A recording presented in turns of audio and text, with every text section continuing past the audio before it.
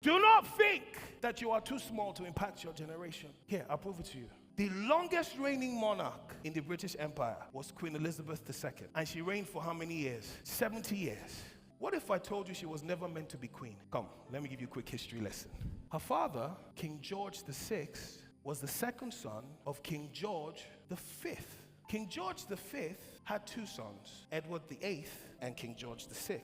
Edward VIII was the first son. King George VI was the second son. Now, if you know anything about monarchies, is the heir is the first. So, their father dies, and guess who becomes king? Edward VIII.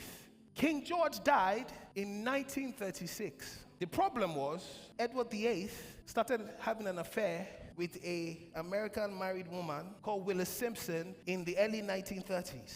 So he was in love with a married woman. When the king died, Edward VIII becomes king, January 1936. And the love is still loving. The fire is burning.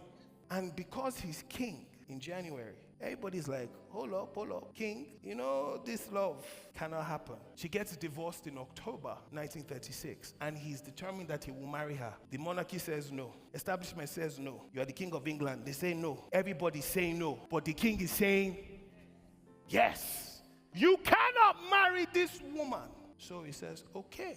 On December 10th, he says, to be with the love of my life, I abdicate my throne. Fear woman. The man that was born, groomed to be king his whole life, sat on the throne. But because of woman, he says, I abdicate my throne. I give it all up for you, baby. Hey. No matter how strong you are, you're not strong past woman, or forget. On December 11, 1936, he gets on the radio, BBC, and announces to the whole kingdom that he's abdicating his throne and he is no longer king because he wants to be with Willis, the love of his life.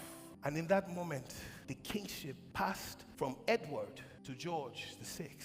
And because of that one action, his lineage completely changed. One action. And so King George VI, who was never going to see the throne, becomes king.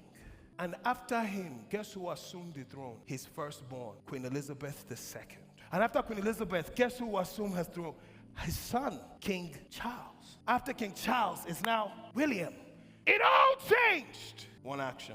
Don't tell me that your actions cannot impact generations. You need to understand that your obedience can have a lasting impact on your generation. It's not about how you feel. It's about what is at stake.